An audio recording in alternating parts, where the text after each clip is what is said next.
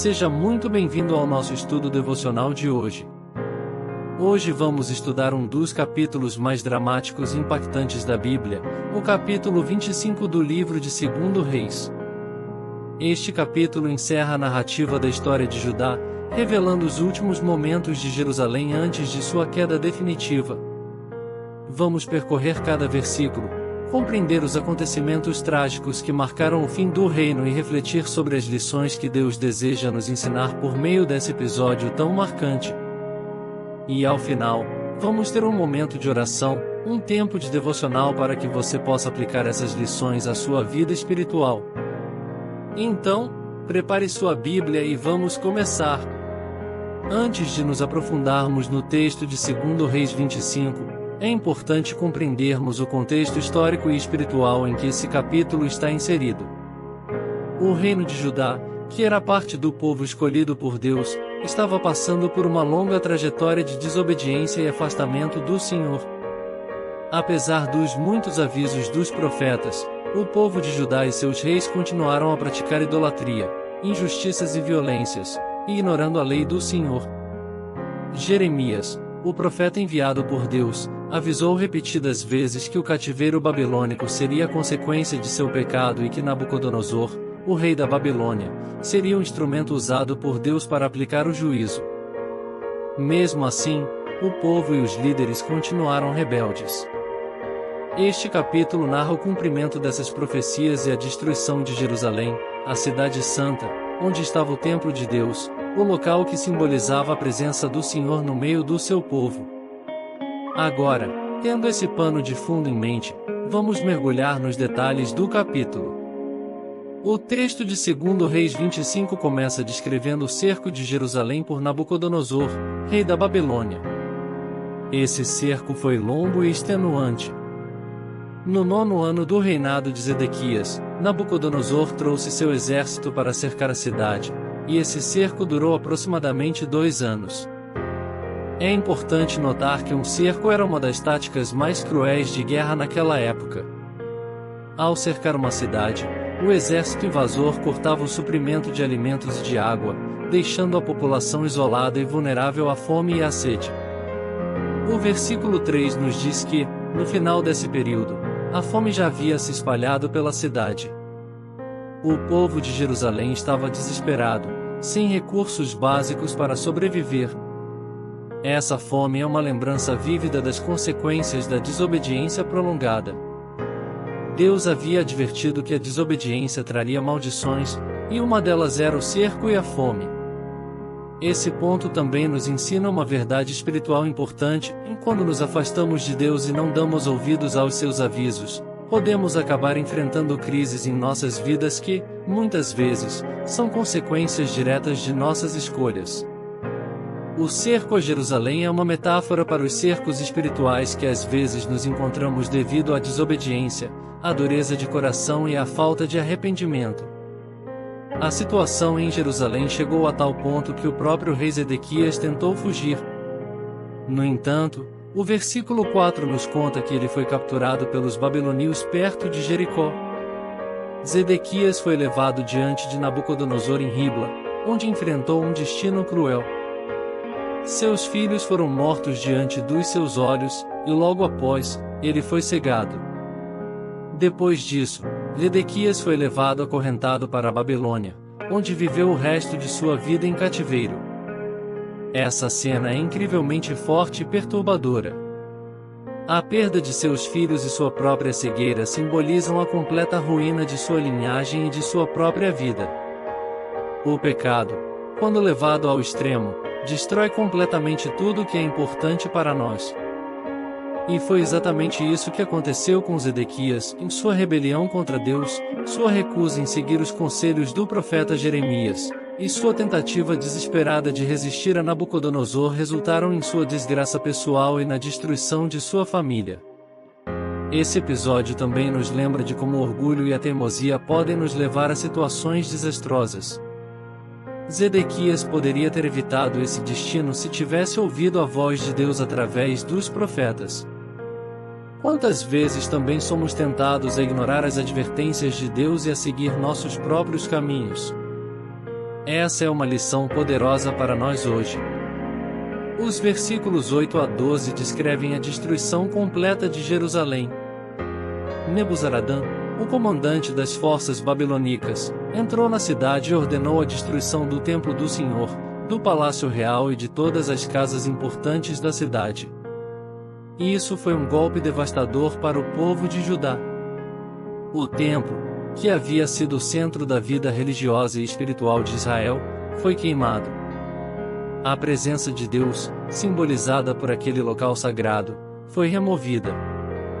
O palácio do rei, que representava o poder e a autoridade da linhagem de Davi, também foi destruído. As muralhas de Jerusalém, que haviam protegido a cidade por séculos, foram derrubadas. A destruição das muralhas simboliza a perda da proteção de Deus. Quando o povo de Deus se rebela contra ele e continua no pecado, a sua proteção é removida, e ele se torna vulnerável aos ataques do inimigo. Além disso, o povo de Judá foi levado cativo para a Babilônia. Somente os pobres e aqueles que não tinham valor para os babilônios foram deixados para trás. Esses remanescentes pobres ficaram para trabalhar nos campos e vinhas. Isso mostra como o pecado pode deixar uma nação ou um indivíduo completamente despojado e desprovido de dignidade.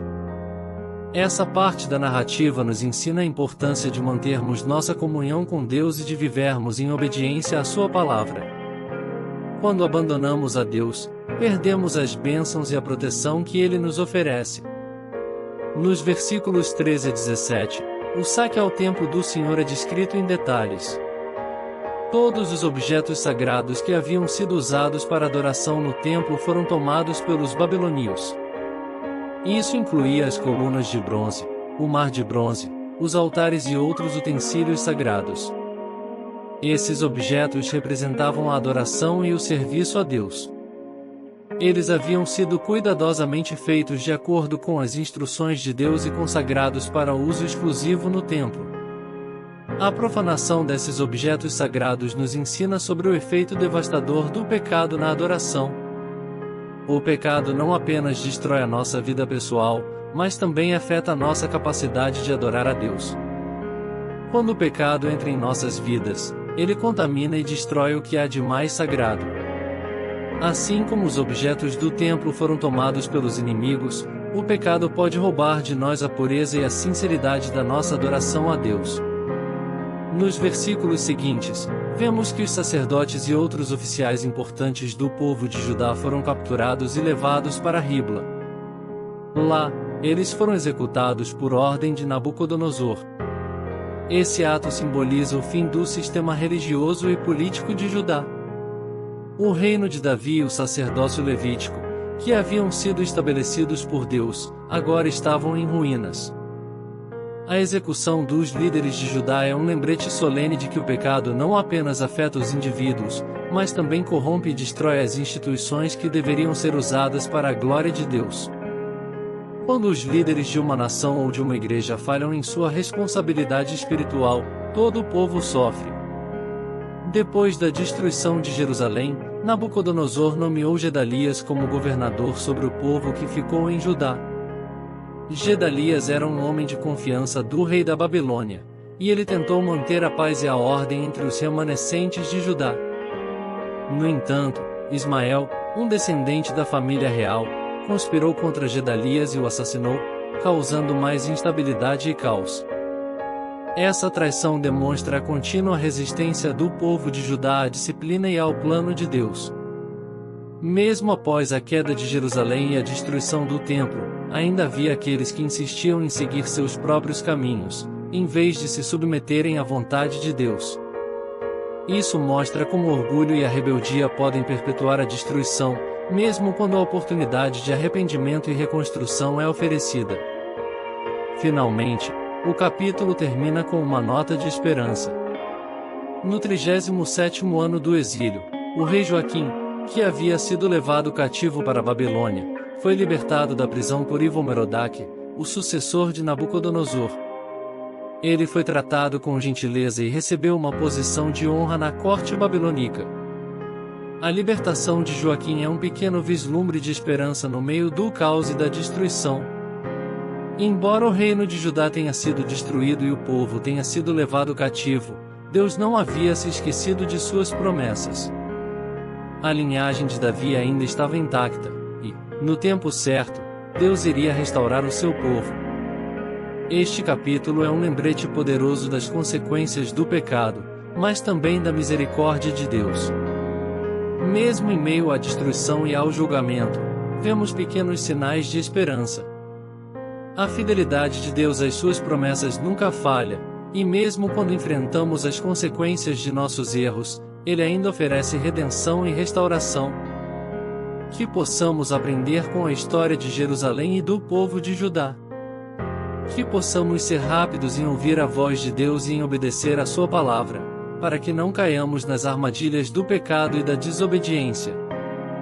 Senhor Deus, nós te agradecemos pela tua palavra, que nos ensina e nos guia. Hoje, ao refletirmos sobre a destruição de Jerusalém e o cativeiro de Judá, reconhecemos o peso do pecado e as suas consequências. Senhor, ajuda-nos a aprender com os erros do passado, a sermos fiéis à tua palavra e a vivermos em obediência a ti. Perdoa-nos por vezes em que fomos rebeldes e endurecemos nossos corações. Ajuda-nos a confiar em teus planos, mesmo quando não os entendemos completamente. Que possamos ser humildes e prontos para ouvir tua voz. E assim como o Senhor trouxe redenção ao povo de Israel, mesmo em meio ao exílio, nós também pedimos pela tua restauração em nossas vidas. Que possamos experimentar tua graça e tua misericórdia, e que o teu nome seja glorificado em tudo o que fizermos. Em nome de Jesus, oramos. Amém.